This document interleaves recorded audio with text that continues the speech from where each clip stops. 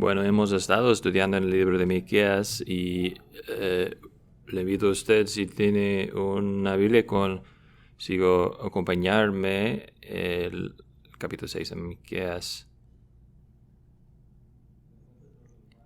Si usted ha estado con nosotros en las últimas semanas, recordar que Miqueas tenía un ministerio a través de varias décadas, un ministerio que fue realizado a través del reino de muchos reyes, buenos reyes y malos reyes también. Y el libro de Miqueas es compuesto de 3 mensajes grandes. Llegamos al fin, el último, más bien el principio del último mensaje, Miqueas 6.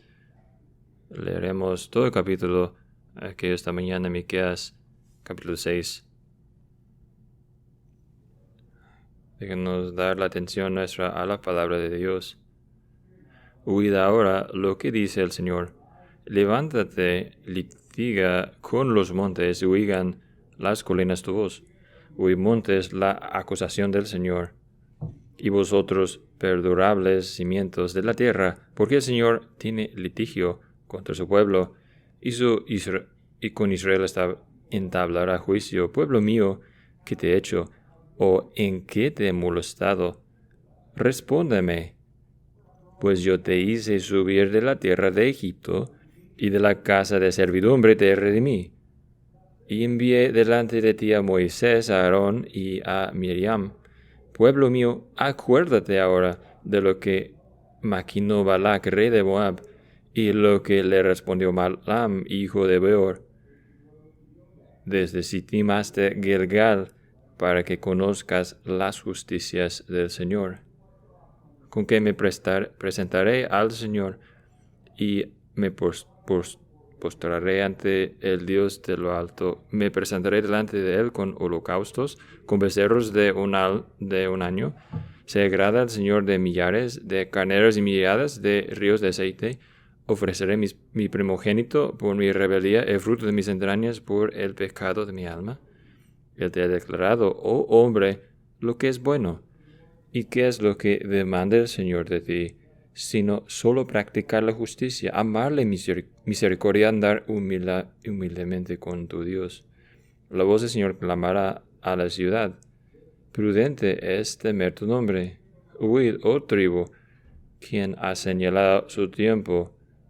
¿Hay todavía alguien en la casa del impío, con tesoros de impiedad y medida escasa que es maldita? ¿Puedo justificar balanzas falsas y bolsas de pesas engañosas?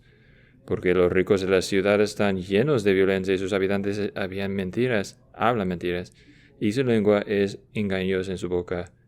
Por eso yo también te haré enfermar, hiriéndote, asolándote por tus pecados. Tú comerás, pero no te saciarás, y tu belleza estará en medio de ti. Apartarás, pero nada salvarás, y lo que salves no yo le entregaré a la espada.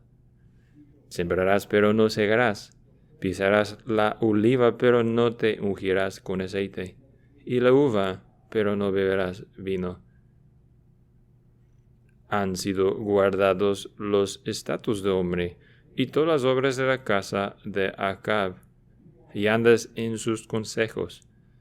Por tanto, te entregaré a la destrucción, y a tus habitantes para burla, y soportaréis el oprobio de mi pueblo. Que el Señor bendiga su palabra leída y predicada a nosotros hoy. Cuando yo era niño, tengo que confesar que estaba confundido sobre una historia, la historia que empieza el libro de Génesis, después de que Adán y Eva habían pecado y están escondiéndose. Saben que viene el Señor a buscarlos.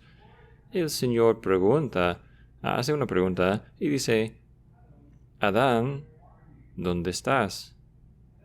Y como niño pequeño, joven que disfrutaba un buen juego de las escondidas, yo me pensaba, pues, ¿qué tipo de lugar es esto que a un Dios tiene que preguntar dónde estás escondido?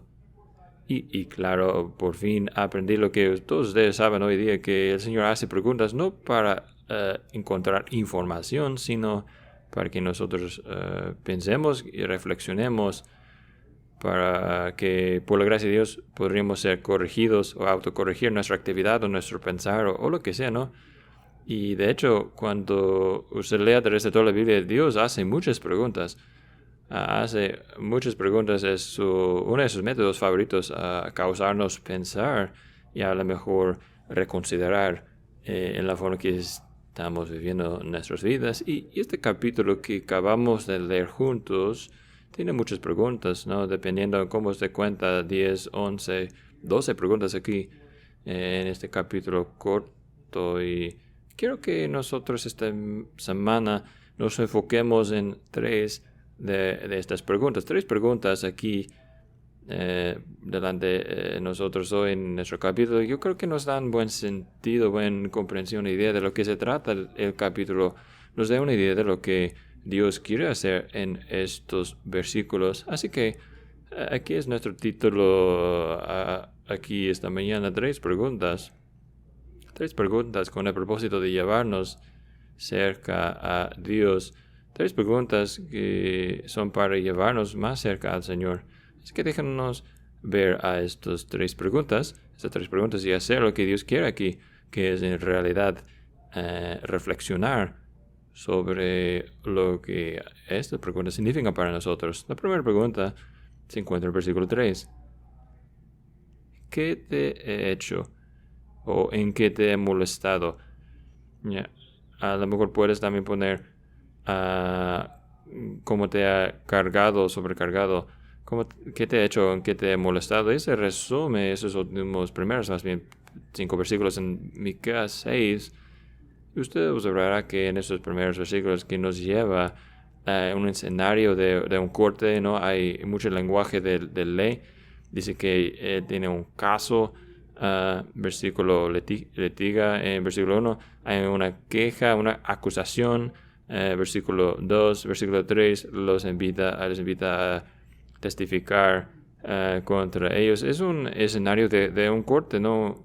Un tribunal. Y a lo mejor usted preguntará por qué hay mención de las montañas y con eso, porque ellos tienen un rato ahí, tienen mucho tiempo, llevan mucho tiempo que han podido escuchar lo que ha sucedido, y a lo mejor pueden pensar en cómo las montañas han estado en diferentes ceremonias del pacto. Pueden pasar en Monte Sinai o en Monte Ebal, en el libro de Deuteronomio, cuando renuevan el pacto, y claro, Monte Sión, donde fueran la gente de Dios para adorar, la persona de Dios para adorar, y Dios llama a las montañas que sean testigos a todo esto. Es un escenario de corte, pero podría llamarlo un corte familiar, ¿no? Porque el Señor está hablando con mucha ternura todavía a su pueblo, a pesar del lenguaje legal. Versículo 3, y otra vez en versículo 5, Él está rogándoles diciendo, oh pueblo mío,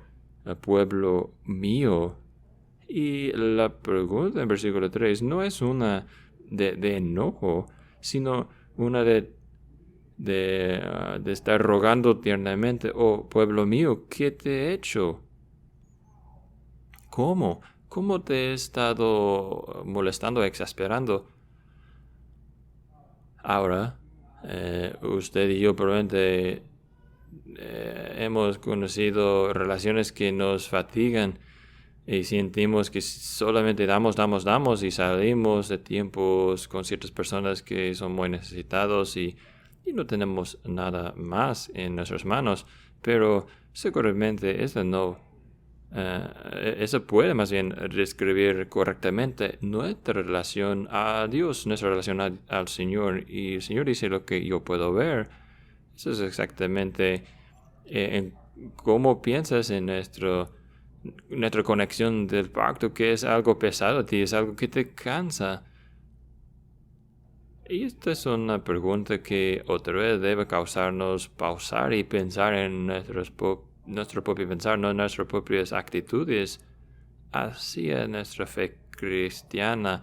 Podemos a veces sentir, eso es algo pesado a mí, es algo, mucho trabajo de mí, es algo pesado que me cansa. Si el caso es sí, el Señor tiene el antídoto aquí. El Señor tiene la solución a este problema en particular aquí, y va así. Él lo da en versículo 4 y 5. Dice, después de decir, testifico cuando dormí, después Él da su propio testimonio de su amor hacia usted y hacia mí. Y podemos ver cómo hace eso, ¿no? Primeramente podemos ver qué tan personal lo es. Él dice, pues yo te hice subir la tierra de Egipto, yo te redimí, yo puse delante de ti Moisés y Aarón y Miriam. Y claro, estas cosas sí sucedieron. A lo mejor a unos 700 años anteriores, ¿no? Y sin embargo, ellos por la fe, si son verdaderamente creyentes, son de una forma intrincada involucrados en estos eventos de hace 700 años. Lo mismo con nosotros en la cruz con la cruz de Cristo, ¿no? Lo mismo con nosotros en la vida de Cristo. Si nosotros estamos viendo por la fe en Cristo, entonces el Señor puede decirnos, yo me morí por ustedes ahí en la cruz. Fue por usted para usted que vine. Y aquí está el Señor apelando a esa misma nota personal en su discurso en versículos 5 y 6, 4 y 5. Estas cosas hice por ustedes. ¿Qué es lo que dice aquí? Pues yo te salvé.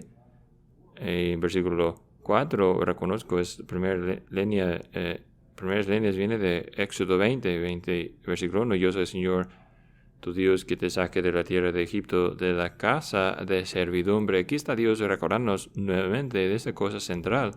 Yo te he redimido. Yo he traído salvación a ti. Esto es algo que debe emocionarnos, no hacernos cansar. Y otra vez Él nos dice, yo te di Moisés y Aarón y Miriam. En otras palabras, yo te he guiado a través de esos años. Yo te he dado pastores, líderes, ayuda, gente en tu vida que ha sido bendición y ánimo a ti, aliento a ti. Es algo que debemos también dar gracias a Dios por esas cosas. Y aún más de esto dice, yo te protegía. Recuerdan los enemigos del pueblo de Dios, Balac, rey de Moab, y como él tuvo ese plan de contratar a Balaam, el profeta, y el trabajo de Balaam era de ir y profetizar contra el pueblo de Dios. Y una y otra vez el Señor prohibió a Balaam de maldecir al pueblo de Dios. Recordarán, ¿no?, cómo el Señor los protegió a través de todo esto. Y luego esta última parte de versículo 5 es tan breve, ¿no?, que a veces es difícil de decirlo, ¿no? Decir lo que nos dice aquí. Dice, desde Sittim hasta Gilgal. Es de un lado del río Jordán hasta el otro lado del río Jordán. El lugar Sittim es punto A y Gilgal era punto B. En otras palabras, lo que yo prometí que iba a hacerles, yo hice. Yo los regresé a casa, les di una tierra que había prometido. Así que el Señor está dando a todos nosotros estas verdades, estos testimonios, y diciéndonos, esas son cosas a que necesitan aferrarse, verdades que necesitan recordar una y otra vez y hacer internas y fortaleciendo en sus propias mentes. En otras palabras, a usted y yo necesitamos predicarnos el Evangelio una y otra vez. Ese es el antídoto para mantenernos de no llegar a ser cargados, sobrecargados, de ver la fe cristiana como algo pesada.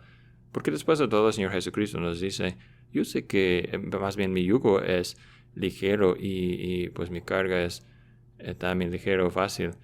Esa es la realidad de la fe cristiana. Para decirlo de otra forma, no, yo encontré estas palabras de Samuel Ward y tiene buenos consejos a nosotros, ovejas. Él dice, muchas veces nosotros podemos dejar caer nuestra cabeza y ser desanimados y perder nuestro gozo espiritual, felicidad espiritual, cuando no meditemos en los hechos salvadores de Dios. Dice, necesitamos estar ingiriendo esa aire dulce y nos mantiene bien siempre mientras movemos sobre las bisagras del gozo celestial. Él dice, entiende lo que dice. Él dice, la vida llega a ser pesada. Aún nuestra fe a veces puede sentir pesada cuando no estemos repitiendo, estudiando, meditando sobre las verdades de Dios, en particular el Evangelio de Cristo. Salmo 105, como empieza, dice la misma cosa, ¿no? Nosotros, Salmo 105 dice estas tres cosas en los primeros versículos. Dice, has conocido sus obras, habla de todas sus obras maravillosas y recuerdan sus obras maravillosas, ¿no? Has conocido sus buenas obras, hablan de sus buenas obras y recuerdan sus obras maravillosas, ¿no? Ralph Davis hace el punto aquí que esa palabra recuerda no es simplemente, se me olvidó y ahora estoy recordando los hechos, no, sino está meditando, pensando en lo que nos agarra, lo que nos conmueve, lo que nos impulsa, reflexiona sobre lo central a la vida nuestra. Y aquí está el Señor diciendo el antídoto de este cansancio que puede sentir un creyente, un cristiano, es recordar estas cosas, de estas obras del Señor. Mi yugo es ligero. ¿Cómo podemos decir cuando a Dios nos ha hecho cansado? ¿Cuándo podemos decir correctamente, ¿no?, que la fe cristiana es una carga? Mi yugo es ligero. Recuerden lo que he hecho por ustedes. Pues es la primera pregunta que tenemos. Y luego, la segunda pregunta viene del versículo 8. ¿Qué es lo que el Señor requiere de ti? ¿O qué es lo que demanda el Señor de ti? Y esto es versículos 6 a 8, un resumen de esos versículos, ¿no? Así que mientras vemos al versículo 6, vemos que el que está escuchando, el que ha escuchado versículo 1 a 5, a lo mejor le duele un poco, a lo mejor ha sentido un poco regañado, reprendido, y ahora su respuesta no es lo que esperaba Dios, ¿verdad? Su respuesta es algo como esto. Vamos a ir a la mesa de negociaciones y vamos a platicar sobre hacer un acuerdo, ¿no? Ponernos de acuerdo. La pregunta en versículo 6 es, ¿con qué me presentaré al Señor? En otras palabras, hay algo que está presumiendo que Dios necesita, que yo tengo y que yo puedo suministrarlo al Señor, y eso va a aliviar la presión, el sentido de distancia entre Dios y yo, el sentido del disgusto del Señor sobre mi vida actualmente. ¿Qué es lo que puedo hacer yo diferente? ¿Qué es lo que puedo traer yo a Dios para apelarlo, para tranquilizarlo, ¿no? Y después de todo, como todos nosotros sabemos, cada persona tiene su precio, ¿verdad? Así que Dios tiene que ser igual a cuál precio es que puedo pagar yo al Señor. Así que hay una negociación que sucede a través de versículos 6 y 7, ¿verdad? Y es cada a través de esos versículos llega habla de holocaustos, animales de un año, los becerros de un año es más como que preferibles. La edad del becerro ya ha crecido y ya puedes ser con ese animal como quieres, y luego sube, ¿no? ¿Qué tal de miles de carneros? ¿Qué tal de 10 miles de ríos de aceite? Y luego al fin, luego llega como un punto oscuro, desesperado, ¿no? O mi primogénito. Y entiende que esta pregunta no es teórico, no es una teoría. Miqueas ministraba durante los días de rey Acab, y nos dice en 2 Reyes 16 que Acaz hizo a su hijo pasar por el fuego. Así que hay una negociación que está sucediendo aquí, ¿verdad? ¿Y qué es lo que dice de usted y de mí? nos dice a nosotros que siempre estamos intentando poner los términos de nuestra relación al Señor. Es la verdad, ¿no? Siempre estamos intentando nosotros poner los términos. O puede ser una cosa que quiero que haga Dios por mí. Está orando por esa cosa. Señor, si solo harías tal cosa, entonces yo haría ABC, ¿no? Señor, yo sé que necesitas mi obediencia. Yo sé que en realidad necesitas que haga esas cosas. Y yo lo haré si solamente me des esas cosas. A lo mejor es un pecado que quiero tener. Y el Señor me lleva convicción de pecado y yo digo, Señor, si me permites aquel pecado, entonces yo haré esas otras cosas. Seré más obediente, más bueno en estas otras áreas de mi vida. Claro, no lo decimos tan directamente, ¿no? Pero eso es lo que queremos hacer. Hay una cosa y en vez de tratar con la cosa, el problema, intentamos ser más celos, tener más celo y en otras áreas de nuestra vida y el problema es que esos celos en otras áreas está vacío. Y estamos comportándonos como hipócrita. Pero otro problema es que estamos intentando negociar con Dios. Y aquí está esta negociación sucediendo, y me recuerda a mí un poco de una ilustración que Ted Donnelly usó en un sermón hace unos años. Él dijo, lo que quisiera comprar por mi esposa es nuevos juguetes de jugar golf, ¿no? Yo sé que si el caro costaría mucho, pero estoy dispuesto a pagarlo. Mi esposa necesita esas cosas, ¿no? De jugar golf. El único problema es que ella no juega golf. Eso es un poco de lo que hacemos con Dios, ¿verdad? Bueno, yo estoy muy dispuesto a hacer esa gran cosa por el Señor. El problema es que el Señor no necesita que haga esta cosa. Él no está pidiendo que usted haga esto. Señor, yo haría otro estudio bíblico, leería otro capítulo en la Biblia. Estaría yo más constante en mi oración. Daré más a la iglesia. Todas esas diferentes cosas, acuerdos que intentamos hacer con Dios para que Él nos deje en paz, para quitar nuestra convicción o intentar a abusar de Dios para que conteste esa oración que todavía no ha contestado. Así es como pensamos con Dios. Así es como pensamos sobre las relaciones, la relación que tenemos con Dios. Muchas veces un comentarista lo pone así. Ellos ofrecerían lo que sea y todo, excepto lo que solamente pidió Dios, que es todo su corazón. Y observarán que las categorías aquí son familiares a nosotros, creo. Él intenta lo ritual, ¿verdad? Yo vendré con todos mis holocaustos con becerros de un año. Señor, voy a involucrarme más en la vida de la iglesia. Haré más cosas para ti. Luego hay el sacrificio costoso, ¿no? Esa idea, esa mentalidad. Miles de becerros, 10,000 ríos de aceite. Haré algo grande. Haré algo que duele un poco, Señor. Si solo harías esa otra cosa por mí.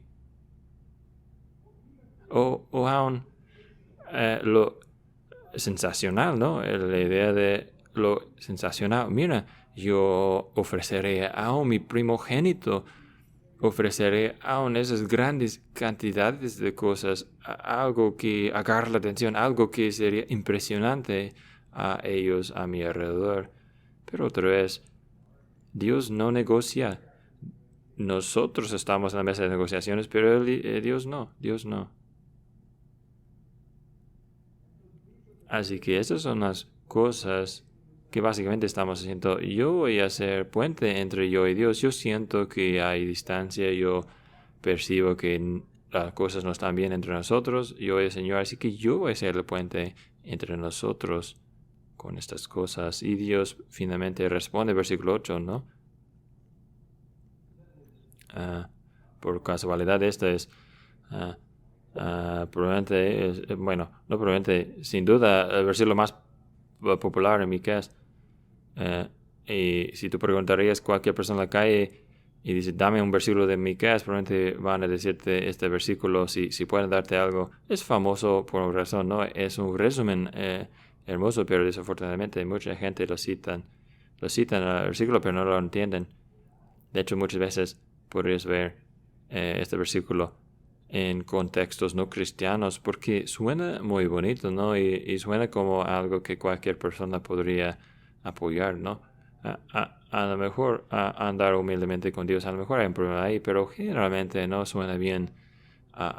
Es un resumen bonito, etcétera, etcétera. Observen lo que dice el Señor aquí en versículo 8, dice, no hay nada nuevo aquí. Él te ha enseñado, Él te ha declarado, hombre, lo que es bueno. No hay nueva ética aquí, no hay nueva enseñanza aquí, no es otro plan o otra idea de cómo estar bien con Dios. Y seguramente no es otro plan de salvación. No es tampoco, pues puedes depender de la gracia de Dios para ser salvo, o puedes hacer la justicia y amar la misericordia, amar humildemente con tu Dios. Ese es el plan B para la salvación. No está hablando nada que ver con la salvación. Está hablando de la vida que fluye después de la salvación. Está hablando, de hecho, este versículo no es para el increyente.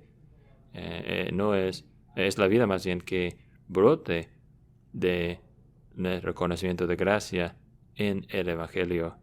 Y es un resumen hermoso, ¿no? ¿Qué es lo que requiere? ¿Qué es lo que demanda el Señor de ti? Hay tres cosas aquí, sino solo practicar la justicia, amar la misericordia, andar humildemente con tu Dios. Observa que claramente, ¿no? Primera línea es dirigir hacia el hombre. Practicar la justicia, la tercera línea está dirigida hacia Dios, andar humildemente con tu Dios, pero ¿qué tal de la segunda línea en el medio? Pues el rato de que la segunda línea informa y forma toda la cosa, ¿no? Toda la cosa. Y es difícil en la forma que es traducir al español aquí. No es decir que es incorrecto, pero es un poco difícil. Esa palabra misericordia tiene una palabra en hebreo atrás de sí, una palabra que he escuchado de mí varias veces. La palabra es gesed y parece más de 250 veces a través del Antiguo Testamento una palabra que describe la relación del pacto de Dios con nosotros. Es una gran palabra, es algo que incluye ideas como generosidad y bondad y amor, pero también misericordia y fidelidad. Chesed es el tipo de relación en que Dios escoge dar donde no tiene que dar, perdonar donde no tiene que perdonar, tener una relación con nosotros en que no tiene que tener una relación con nosotros. Es una palabra de compromiso, es una palabra de promesa dirigida a ellos quienes pondrían su fe en el Señor Jesucristo.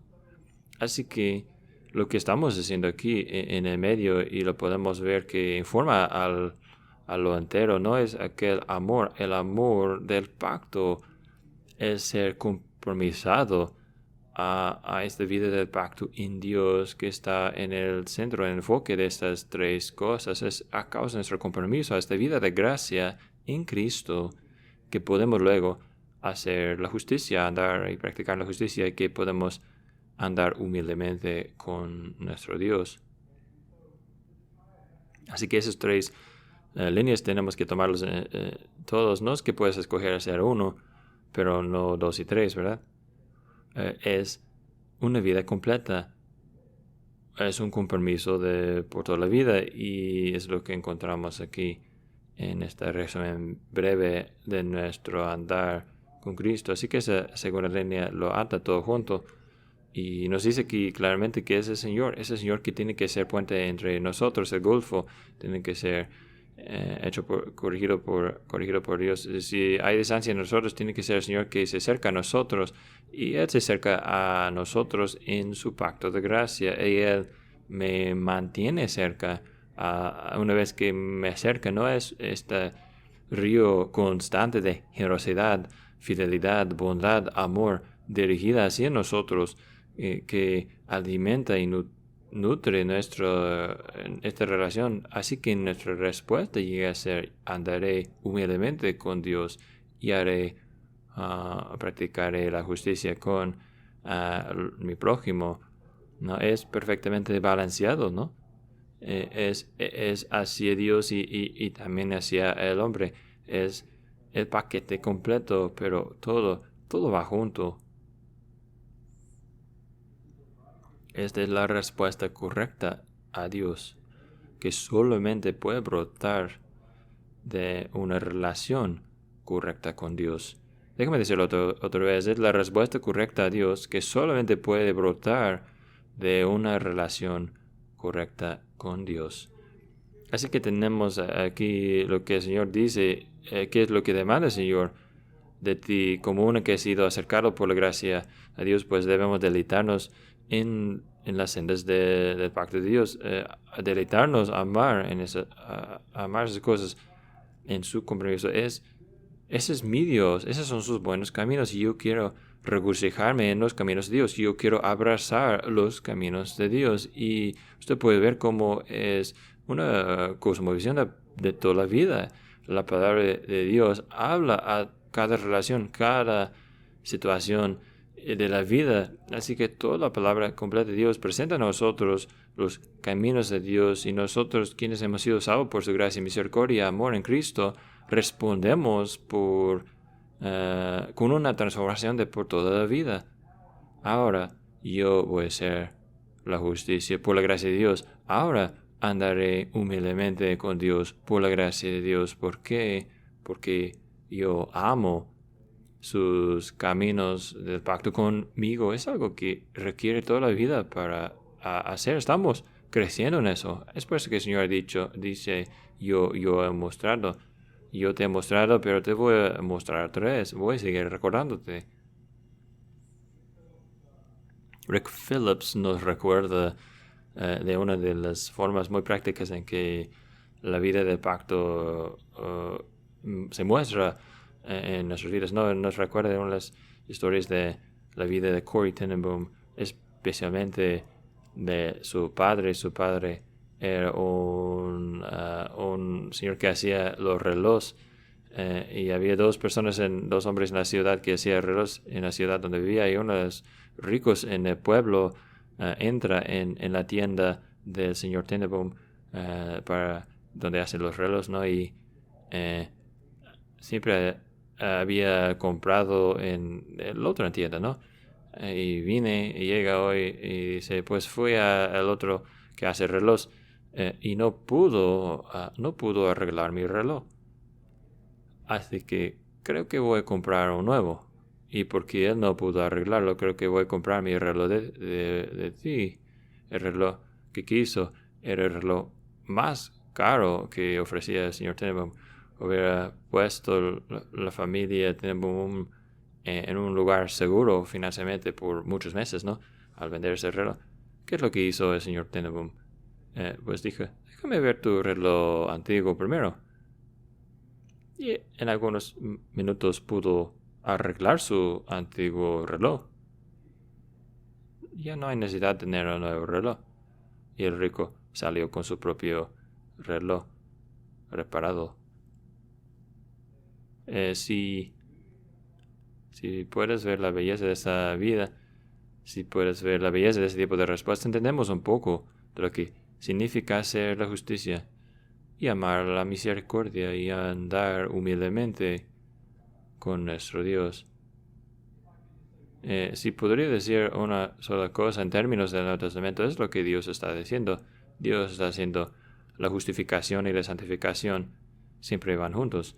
Ellos quienes dicen que han sido justificados, que dicen que tienen una relación con Dios, y sin embargo no quisieran tener ningún fruto para mostrar, son están rompiendo, dividiendo, partiendo de dos, algo que Dios dice que siempre va junto. En otras palabras, el Señor dice aquí, usted que ha conocido la gracia de Dios en Cristo, ahora responda, sabe cómo responde con santificación, hacer la justicia, amar la misericordia, andar humildemente con tu Dios. Es lo que el Señor requiere de nosotros. Luego hay una última pregunta y la encontramos en versículos 9 hasta 16. En particular, versículo 11, donde el Señor dice algo. Es una pregunta difícil. ¿Puedo justificar? Te contaré puro. Pues versículos 9 y 16 tenemos esta corrección de ellos quienes viven como no existiera la santificación, como si no fuera fruto después de tener una relación correcta con Dios. Versículo 9, vemos al Señor clamando a la ciudad, a Jerusalén. Podría imaginar a Miqueas andando a la ciudad y es mensajero del Señor, clamando por audiencia, clamando por atención, mientras él enfrenta a esta gente sobre todos los inconsistencias de todos los días con que lo que dicen que son. Déjeme que digo, claro, todos nosotros somos inconstantes con lo que decimos que somos, ¿no? Pero aquí encontramos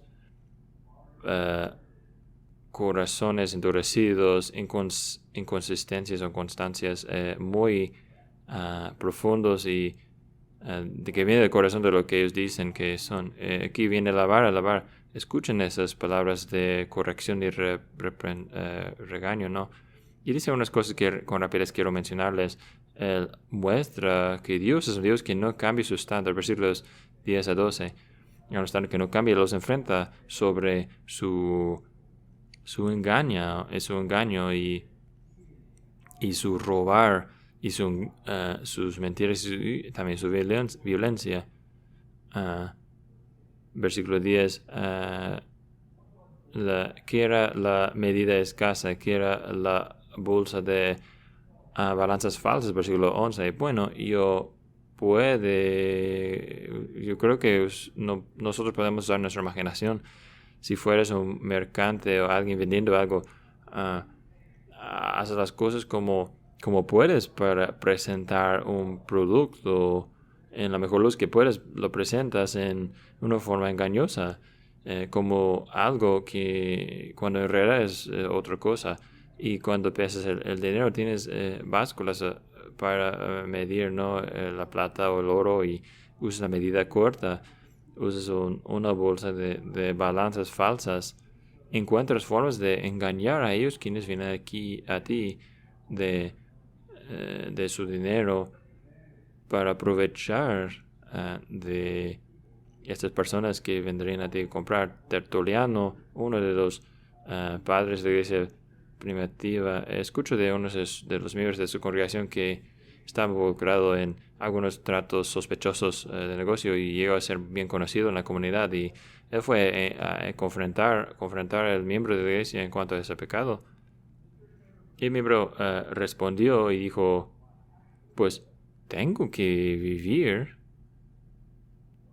Y Tertuliano respondió, ¿sí? ¿Tienes que vivir? ¿Qué es lo que sí usted y yo tenemos que hacer? Vivir no está en la lista. Lo que sí tenemos que hacer es honrar a Dios. Y aquí el Señor está diciendo, todos son implicados, los ricos, los pobres juntos. Los ricos están llenos de violencias, pero los habitantes también, ellos hablan mentiras. Su lengua es engañosa en su boca. Es un Dios que tiene un estándar que no cambia. Él dice, lo correcto siempre es correcto, lo malo siempre es malo. Y somos llamados a adoptar ese estándar para nosotros mismos. Y luego se revela ser un Dios que se pone en nuestro camino mientras perseguimos la verdad, el pecado. Versículos 13, 14, 15, dice, voy a traer frustración y futilidad. a tu vida. Vas a comer, pero no ser satisfecho. Habrá hambre en medio de ti. Vas a intentar llevar algo, pero no vas a poder conservarlo, guardarlo. Y lo conservado, será entregado a la espada.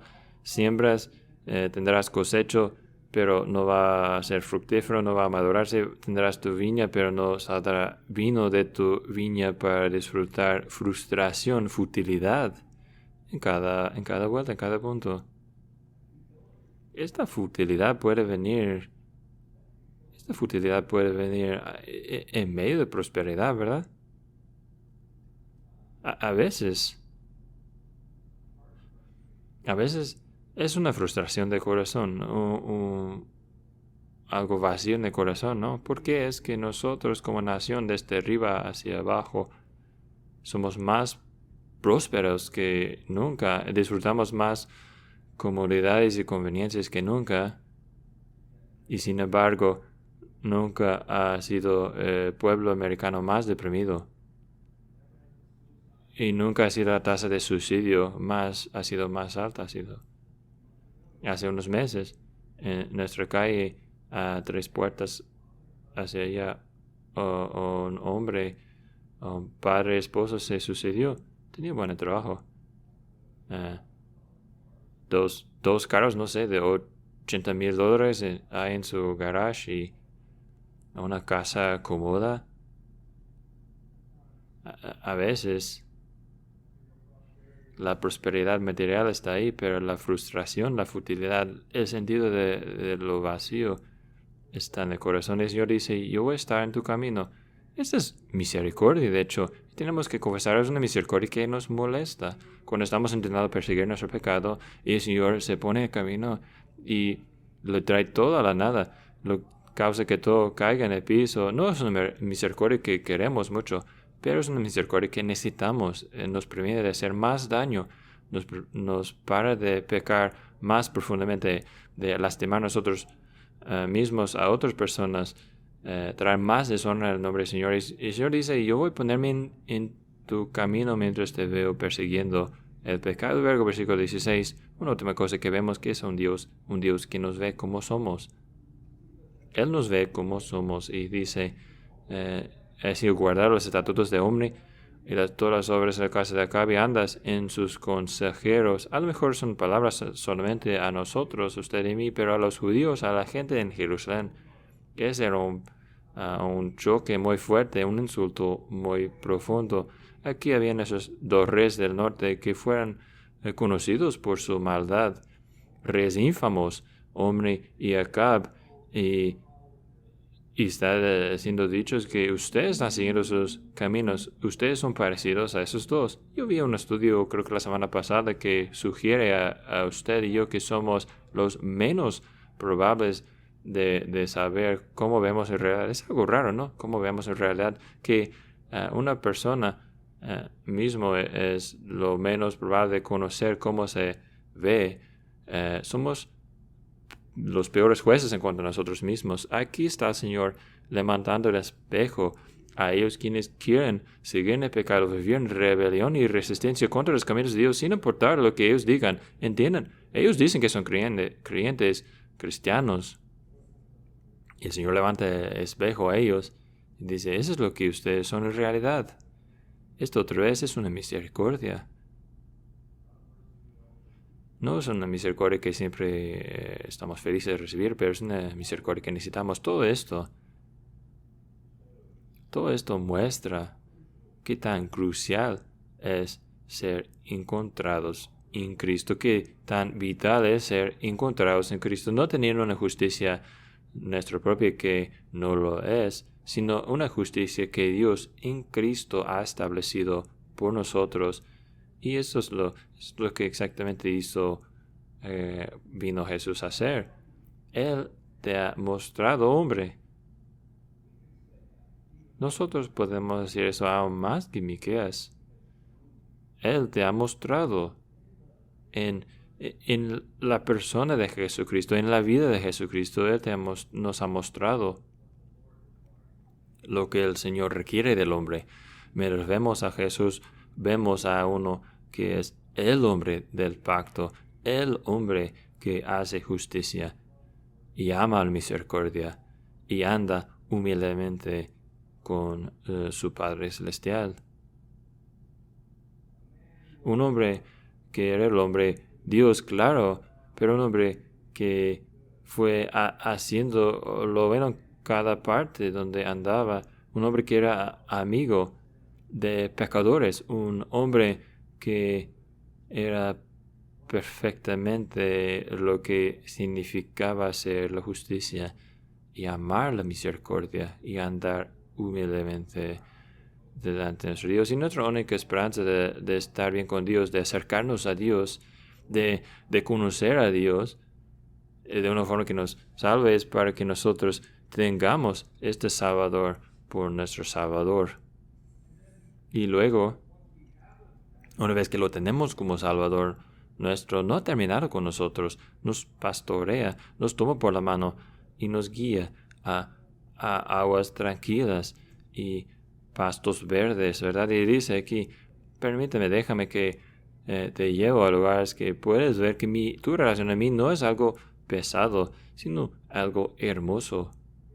Aquí déjame mostrarte cómo es que puedes andar con Dios en una forma llena de gozo y luz y amor y paz. Esto es lo que el Salvador ofrece a nosotros, es lo que el Señor nos tiene, es lo que Jesús ha logrado por nosotros. Así que estas son preguntas para cada uno de nosotros que escuchemos al Señor y preguntarnos cada uno a nosotros mismos. Pero yo me pregunto si usted ha contestado esas preguntas. ¿Qué es esto a usted? ¿Qué significa a usted? Aquí tenemos un gran Salvador que se levanta a sí mismo como el hombre del pacto, el hombre Jesucristo que ha muerto para que nosotros vivamos. Déjanos regocijarnos en esta verdad hoy.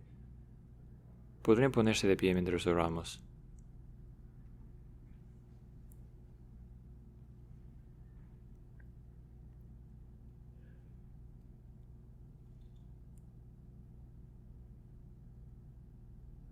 Nuestro Dios, te damos gracias que tú nos ayudas a examinar nuestros propios corazones, que tú nos ayudas a conocernos a nosotros mismos y que llegamos a conocernos a la luz de conocerte a ti. Te damos gracias, nuestro Señor, por abrir tu palabra a nosotros hoy.